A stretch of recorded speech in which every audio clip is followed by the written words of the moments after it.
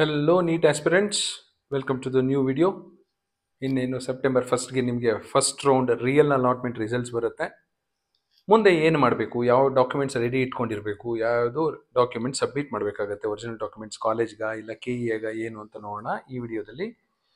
ಇದೆಲ್ಲ mentally prepare ಆಗಿದ್ರೆ ಒಳ್ಳೆಯದು. ನೀವು ಅದಕ್ಕೋಸ್ಕರ ಫಸ್ಟ್ ರೌಂಡ್ಗಿಂತ ಮೊದಲೇ ಮಾಡ್ತಿದ್ದೀನಿ. Who should submit the original documents? ಯಾರು ಸಬ್ಮಿಟ್ ಮಾಡಬೇಕು?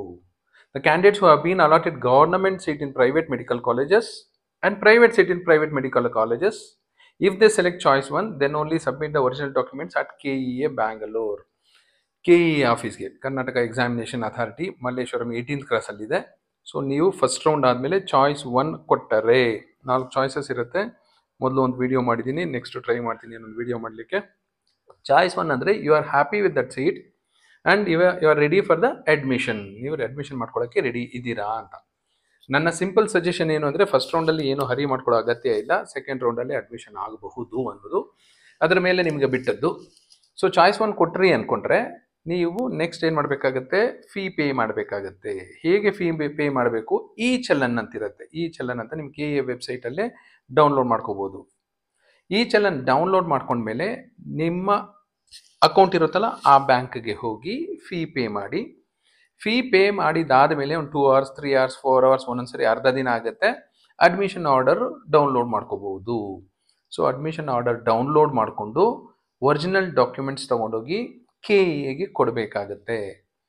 ಆಮೇಲೆ ಕಾಲೇಜ್ಗೆ ರಿಪೋರ್ಟ್ ಆಗಬೇಕಾಗತ್ತೆ.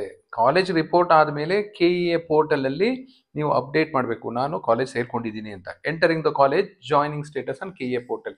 ಇಲ್ಲಿಗೆ ಕಂಪ್ಲೀಟ್ ಆಗೋದು ಪ್ರೋಸೆಸ್. ಕಾಲೇಜ್ಗೆ ಹೋಗಿ ಸುಮ್ಮನೆ ಅಡ್ಮಿಷನ್ ಆದ ತಕ್ಷಣ ಆಗೋದಿಲ್ಲ, KEA ಪೋರ್ಟಲಲ್ಲಿ ಅಪ್ಡೇಟ್ ಆಗಲೇಬೇಕು. ಸೊ ಚಾಯ್ಸ್ 1 ಕೊಟ್ಟರೆ ಈ ಪ್ರೋಸೆಸ್ ಇರುತ್ತೆ. ಯಾವ್ಯಾವ ಕಾಪೀಸ್ ಕೊಡಬೇಕು? ಎಲ್ಲ original documents along with 2 sets of photo copies ಅಂತ ಹೇಳ್ತಾರೆ KEA ಅವರು. ನಾನು ಹೇಳ್ತೀನಿ 5 sets ರೆಡಿ ಇಟ್ಕೊಂಡಿರಿ. 2 sets ಕೊಟ್ಬಿಡ್ತೀರಾ, ಒರಿಜಿನಲ್ಸು ಕೊಟ್ಬಿಡ್ತೀರಾ. ಮುಂದೆ ಯಾವತ್ತಾದರೂ ಸ್ಕಾಲರ್ಶಿಪ್ಗೂ ಇನ್ನೇನೋ ಪರ್ಪಸ್ಗೆ ನಿಮಗೆ ಫೋಟೋ ಕಾಪೀಸ್ ಬೇಕಾಗುತ್ತೆ. ಆಗ ಮತ್ತೆ ನೀವು ಕಾಲೇಜಲ್ಲಿ ಕೇಳಕ್ಕೆ ಹೋದರೆ ನಾವು ಯೂನಿವರ್ಸಿಟಿಗೆ ವೆರಿಫಿಕೇಶನ್ ಕಳಿಸಿದ್ದೀವಿ ಅಂತ ಹೇಳ್ತಾರೆ, ಅವ್ರ ಹತ್ರ ಇರೋದಿಲ್ಲ ಆಗ. ಹಾಗಾಗಿ ನೀವು ಒಂದು 5 ಸೆಟ್ ಮಾಡಿಟ್ಕೊಳ್ಳಿ. 2 ಸೆಟ್ ಇಲ್ಲಿ ಕೊಡಿ, ಇನ್ನು 3 ಸೆಟ್ ಇಟ್ಕೊಂಡಿರಿ, ಎಮರ್ಜೆನ್ಸಿಗೆ ಬೇಕಾಗುತ್ತೆ. ಏನೇನು ಬೇಕು ನಿಮಗೆ? ಚಾಯ್ಸ್ 1 ಪ್ರಿಂಟ್ಔಟ್, ಈ ಚಾಯ್ಸ್ ಎಕ್ಸಿಕ್ಯೂಟ್ ಮಾಡಿರ್ತೀರಲ್ಲ ಅದು choice 1 printout 2 copies. Once again 2 ಅಲ್ಲ, ನಾನು ಹೇಳ್ತೀನಿ 5 ಕಾಪೀಸ್ ಅಂತ. UG NEET ಸ್ಕೋರ್ ಕಾರ್ಡ್, ಇಲ್ಲಿ 2023 ಅಂತಿದೆ, 24 ಮಾಡ್ಕೊಳ್ಳಿ, ಯಾಕೆಂದರೆ ಇದು last year document. UG NEET 2024 score card and admit card. ನಿಮ್ಮ score card admit card 2 copies. Next KEA verification slip 2 copies. Fee paid receipts 2 copies, original along with 2 copies. All original documents as per verification slip. ನಿಮ್ಮ verification ಸ್ಲಿಪ್ಪಲ್ಲಿ ಏನೇನು document ಅಂತಿದೆಯಲ್ಲ ಅದೆಲ್ಲ original document along with 2 photocopies. Annexure 1 2 photocopies. Annexure 9 2 photocopies. ಈ Annexure 1 and 9 ಏನು ಅಂತ ತಿಳ್ಕೋಬೇಕು ಅಂದರೆ information bulletin download ಮಾಡಿದ್ದೀರಲ್ಲ ಅದರಲ್ಲಿ ನೋಡ್ಕೊಳ್ಳಿ. Annexure 9 rural service bond. ಎಲ್ಲರೂ ರೂರಲ್ ಸರ್ವಿಸ್ ಬಾಂಡ್ ಕೊಡಲೇಬೇಕು. ನನಗಿಲ್ಲ ಹಾಗೆ ಹೇಗೆ ಅನ್ಬಿಡಿ. ಈ ಸಬ್ಮಿಟ್ ಮಾಡೋದು ಡಾಕ್ಯುಮೆಂಟು ಪ್ರೈವೇಟ್ ಕಾಲೇಜಲ್ಲಿ ಪ್ರೈವೇಟ್ ಕೋಟಾ ಸೀಟು, ಇಲ್ಲ ಪ್ರೈವೇಟ್ ಕಾಲೇಜಲ್ಲಿ ಗೌರ್ಮೆಂಟ್ ಸೀಟ್ ತಗೊಂಡವರು. ಯಾರು ಕಾಲೇಜ್ಗೆ ಡೈರೆಕ್ಟಾಗಿ ತೊಗೊಂಡೋಗಿ ಕೊಡಬೇಕು?